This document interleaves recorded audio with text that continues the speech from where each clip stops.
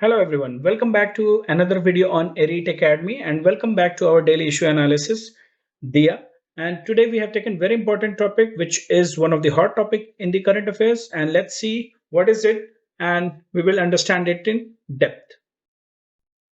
So the issue which we have taken today is China and Taiwan issue, and we know why it is in news. It is in news because of the US Speaker, House Speaker. She visited the island, that is Taiwan, Nancy Pelosi's visit, and after that it escalated the problem, and China didn't like it at all. And China sees this as this move of or this visit of U.S. House Speaker as one of the major political provocation, and China is now taking action accordingly, and they have condemned it as extremely dangerous situation, and China has adopted now two strategies to respond to it. So they have increased the military drills and economic retaliation. So a lot of things are going on around this. So we will discuss the issue holistically and what is its impact on India, or how India and Taiwan the relation have been over a period of time. We will discuss it holistically. So the recent military exercises which are being done by China, so Chinese militaries exercises, they are focusing on six danger zones around Taiwan. So as you can see in the image, so major crisis is there in the Taiwan Strait. So the danger zones which we are talking about, three of the danger zones overlap the island's territorial water, and Taiwan is saying that because of this, this exercise is forcing ships and planes to find routes around these areas. Okay, and thus it is violating the sovereignty and it is amounted to a blockade. However, this drill was supposed to end on 7th August, but China has continued it till 8th August. And recently, as I told you, that China has imposed new trade restriction against Taiwan, which includes suspension of imports of Taiwanese citrus and frozen fish, sweets, biscuits, and export of natural sands to Taiwan. This restriction has been implemented. So, because of all these tensions in between China and Taiwan, has like the intensity is increasing. It is not that China is doing all these things for the first time. In 2021 also, China appeared to put a pressure by sending military aircraft in Taiwan's air defense zone. So what is air defense zone? It is a self-declared area where foreign aircraft are identified, monitored, and controlled in the interest of the national security. And last year, the numbers of aircrafts reported in October 2021 were 56 incursions in a single day, with Taiwan's air defense zone was there, which was identified by Taiwan's defense minister, saying that relations were the worst they had been in 40 years. So this is the problem. This is the issue because of which we are discussing it in news, and we will now cover it holistically to understand that what are the challenges and impact on India, as I told you. And let's start our discussion. Now we shall discuss about the brief history of the conflict between China and Taiwan, that how it has evolved and why this conflict is there since centuries. Okay, so historical sources suggest that the island first came under the full Chinese control under in 17th century when Qing dynasty was administrating it. So Qing, the spelling is Qing, Qing dynasty. Okay, then in 1895, they gave up the island to Japan after losing the first Sino-Japanese war. So first Sino-Japanese war they lost, and they had to give it to Japan. China took the island again in 1945 after Japan lost World War II. So it came under control of China. But a civil war erupted in mainland China and between the nationalist government forces led by Chiang Kai-shek and Mao Zedong's Communist Party. So there were two people, Chiang Kai-shek and Mao Zedong's Communist Party. And finally, the Communist Party won in 1949 and took the control in Beijing. So here we are discussing about the civil war. As you can see, civil war in China broke, and there was the this Mao Zedong Communist Party came into power. They took the control in 1949. and the other person was Chiang Kai shek.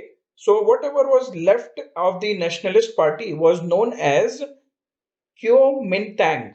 So Chiang Kai-shek and what was left over party was there, which was known as Kuomintang. The Chiang Shek and the party fled to Taiwan, where they ruled for next several decades. So they fled to Taiwan and they started ruling there for several decades. So China points to this history to say that China was originally a Taiwan was originally a Chinese province, but Taiwanese point to the same history to argue that they were never part of modern China state that was first formed in after the revolution in 1911. So if you know the world history component, so you know about such revolution, or even they say that we were never part of the modern China or the People's Republic of China that was established under Mao Zedong in 1949. So we were never part of that. And the Kuomintang has been one of Taiwan's most prominent political parties ever since, ruling the island for a significant part of its history. So this is the status, and this is how this overall conflict has evolved over a period of time. And since 2019, many islands they have switched their recognition from Taiwan to People's Republic of China whenever they want to address Taiwan. And if we analyze the present status, currently only 13 countries are there who recognize Taiwan as a sovereign country. And China, time to time, they exert considerable diplomatic pressure on other countries to recognize Taiwan or to do anything which implies recognition as part of China. So, one China policy, one China principle. So the relation between Taiwan and China appear to have deteriorated sharply following Ms. Nancy Pelosi's visit, which Beijing condemns as extremely dangerous and political provocation. So this is why this conflict has led to the problem. Now we will discuss the other components of it. Now we shall discuss that why Taiwan is important, why uh, it is important for the region, what is the importance of Taiwan, so that because of which so much of issue is going on. So if we analyze Taiwan's strategic location, then it is situated at the edge of South China Sea's shipping lanes and that to 100 miles off the coast of China itself. Okay, so historically, Taiwan's pivotal location of the China coast between Northeast and Southeast Asia has served a variety of strategic purposes for regional players, both offensive and defensive. And in contemporary time, if we analyze, Taiwan remains geographically at the intersection of most of East Asia's danger points. So, this is the importance of it. And Taiwan's location prevents China from claiming complete control over the South China Sea and expand its naval power eastward to compete against the United States. So that is also one of the limitation, and that's why this location is important, and that's why even US time to time they support Taiwan. So if China were to gain control of Taiwan, major ship lanes that go in and out of the South China Sea will be dominated by China. And major US allies such as Japan will be cut off from the trades and supply. So that is the strategic लंबी planning है और ये लंबा game है सबके अपने vested interest हैं. So this is why Taiwan is important. Next is Taiwan's dominance in global production of the computer chip. So much of the world's everyday electronic equipment, you talk about phones, you talk about laptops, watches, games, game consoles, is powered by computer chips, which is made in Taiwan. And there is a single Taiwanese company. The name is Taiwan Semiconductor Manufacturing Company or TSMC. It alone has it controls half of the world's market and it is more than somewhere around 65%. So any potential conflict would completely disrupt the entire supply chain of TSMC and labor availability and could cause major shortage of electronic chips which are there in already in the existing demand supply. Already gaps are there. So further it will create a problem. Okay. Now every country has their own vested interest in Taiwan now. Okay. So this is with respect to China Taiwan issue. Now we shall discuss India's aspect, India's point of view, stand, and its relation with Taiwan, then you will get holistic understanding about the issue. Now we shall discuss about India's stance. So if we analyze, India doesn't have any formal diplomatic ties with Taiwan yet, as it follows one China policy. So how it started in 1950 when Mao Zedong Communist Party came into power. So India was one of the first Asian capitals to recognize the People's Republic of China under Mao Zedong. And it's one China principle, putting India-Taiwan relation into deep freeze for the Cold War. Okay. By the early 2010s, India's differential approach to China began to weaken its bilateral ties and it grew more contentious. So, what happened? In 2010, China India relation hit a roadblock. How? When Beijing denied a visa to an Indian military commander based in Kashmir. So what it led to? It basically this act was challenging India's sovereignty over territory claimed over claimed by the China's all-weather friend Pakistan.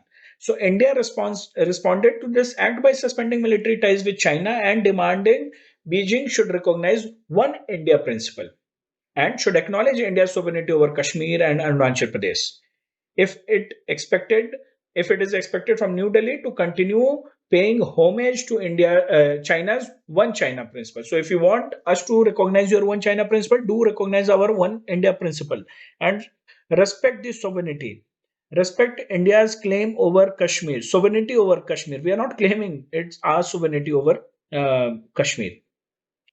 So all these issues were going on, and India has refrained from recognizing one China principle in joint statements ever since. So since then, we are doing this.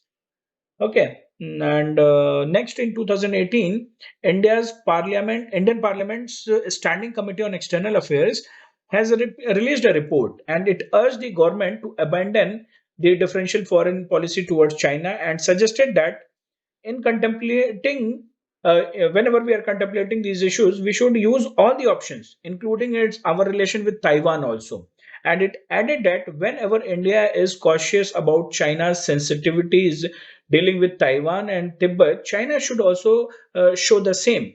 So if we are sensitive towards your problems whenever you are talking about Tibet and Taiwan, we are sensitive. But when it comes to us related to Kashmir, then you are not sensitive. Then you are showing aggressive behavior. You are directly building roads, infrastructure in Kashmir region. You show military incursions. So that is not good. So that is India's stance with respect to overall issue till now. Okay. So the present issue also set the context in which we should also discuss about the India-Taiwan relation. So we will start with the diplomatic relation. And India, even though follows one China policy, India has an office in Taipei for diplomatic functions. So India Taipei Association, that is ITA, is headed by a senior diplomat, and it started in 1995. Okay, and then Taipei has also Taipei Economic and Cultural Center, that is called as TECC in Delhi, and that was also started in both were established in 1995. Their focus is on commerce, culture, and education. Next, we will see about the political relations. Now let's discuss about the political relation between India and Taiwan. So it started with 2010 when India and Taiwan eased visa requirements for each other's citizen, and they recognized even the degrees from each other's universities. While the former Indian President APJ Abdul Kalam paid a visit to Taiwan at that point in time, this was also recognized. Okay, in 2011, India hosted Taiwan's education minister and several other ministers, and they even hosted former chairperson of Taiwan Democratic Progressive and future president. He became a president later, Tsai Ing-wen. So the two sides also signed in the same year the customs and double taxation avoidance agreement. So all these like politically we started recognizing each other, and the person Tsai Ing-wen won the Taiwan's presidential election in 2016. So that time, an Indian scholar and a BJP official they attended her inauguration. Okay, so this is about the leader. Next, in the same week, many other speakers from Taiwan were also called at Raisana dialogue in New Delhi. In the same year, in 2016, one dozen of Indian MPs they formed a new India-Taiwan Parliamentary Friendship Forum. Okay, and the following, like in 2017, India hosted a delegation of female Taiwanese parliamentarians. So China's nationalist Global Times warned at that point. They warned India that India is playing with the fire by using China's stand on Taiwan. It is of course everybody knows it. So they told that you guys are playing with the fire.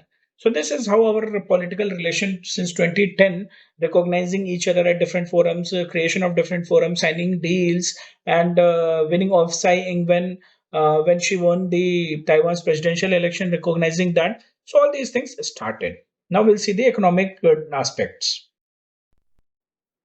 Next, in India-Taiwan relation, we should discuss about the economic relations. So the economic relations in between India and Taiwan, it has started from if we very recently if we analyze, then India Taiwan they have signed a landmark bilateral investment agreement in 2018, and the purpose is to promote the investment flow between two sides, and it also ensures protection for Taiwanese investment in line with the international standards as well as the safety and rights of the Taiwanese investors in India. So that is the purpose of bilateral investment trade, to increase the flow, to for safety and security protection on international standards. So that is the objective.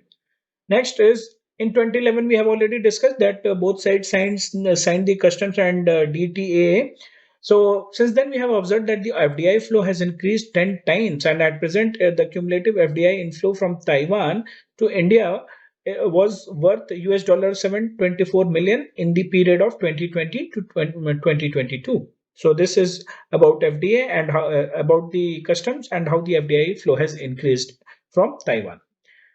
Bilateral trade, if we analyze, so the overall bilateral trade has increased, and it is on rise since 2006 to 2020. If we analyze, so in it was US dollar 2 billion the bilateral trade in 2006, and in 2020 it was US dollar 5.7 billion. So almost more than 100% of growth has been observed. Okay, and in the recent years, if we analyze 2021, the two countries began to negotiate the free trade agreement with a special focus on developing India into a semiconductor manufacturing hub. So the both the countries have started the negotiation. And if we analyze the SBI's role, that is our State Bank of India's role. So, State Bank of India has raised US dollar 300 million by issuing Taiwanese Formosa bond, and this is the first Indian commercial entity to do so. So that is huge advantage for us, and that is achievement actually. And if we the new southbound policy is there by President Sai, so there also India has been featured as playing a prominent role. For India also, India's Act East policy or India's in the Indo-Pacific outreach efforts, everywhere we recognize Taiwan to widen and deepen engagement with India. So that is our economic and other relations. Okay. You should not miss the cultural relation between India and Taiwan. And in 2004, if we analyze, so since 2004, Taiwan began offering Indian students Taiwan scholarship and national Huayu enrichment scholarship to study Mandarin. So this was started in 2004. So language component, language aspect. In 2018, the first ever Taiwan Film Festival was hosted in India in 2018, this was an effort to promote Taiwanese culture in India. And this film festival was followed by a delegation of 25 youth ambassadors under Taiwan's International Youth Ambassador Exchange Program to boost ties among the youth of India and Taiwan. So, what is happening here? Here, people to people exchange is happening. Next, also, to strengthen the cultural ties, Taiwan's Ministry of Culture and National Gandhi Museum, Taiwan's Ministry of Culture and National Gandhi Museum in India, they organized a week-long exhibition on the life of Mahatma Gandhi's life and teaching in Taipei. So this was there to mark 150th birth anniversary of Mahatma Gandhi, and it happened in 2018. And also, in order to promote further people to people contact, India's e-tourist visa facility was granted to Taiwanese citizens. So this is how we are increasing our cultural engagements and how it has been since 2004. Now let's discuss with respect to India-Taiwan relation, what can be the way forward? So India can join the global cooperation and training framework. So this is a framework, this is a platform which is jointly administered by USA and Taiwan and Japan. And the objective is that it allows the practitioners from around the world to learn what Taiwan has to offer, and to strengthen the connection between the experts. So that is the purpose. Also, we can have track 1.5 separate track 1.5 dialogue forum between India and US to discuss that how and what all should be done with respect to Taiwan, and further other regular meetings with quad groupings like Australia, India, and Japan and US can have the discussion over this track 1.5 diplomacy. Okay. Other aspects could be the preparedness, be it goes Coast Guard training or other preparedness aspects. Even expanding parliamentary interaction is one of the option with India, so that our relation will improve, and there will be a recognition as well. And also clean, since we are talking about chip manufacturing in Taiwan is one of the huge success, and they dominate in that field. So clean energy cooperative initiatives should also be targeted, so that our NDC's target. So if you have not watched our video on India's climate action, that you can watch, and that will help you in understanding the overall issue with respect to India's climate actions. What is there? What are the issues? So there also India can improve, or in India can think of increasing the clean energy cooperation with Taiwan. So this is it with respect to the China Taiwan issue, and then we discussed about India and Taiwan relation and what could be a way forward. Okay, so let's see how what will be the end of this crisis or the conflict which is going on between China and Taiwan. And this is how you should prepare any issue in a holistic manner. So hope you got a very good perspective. You got to know about the issue. You got to know about India's aspect. And if that is the case, then enjoy well, revise well. And today being Friday, so this is the end. This is the last video of Dia for this week, and we will meet on Monday. So till then, take care, keep revising, and see you all.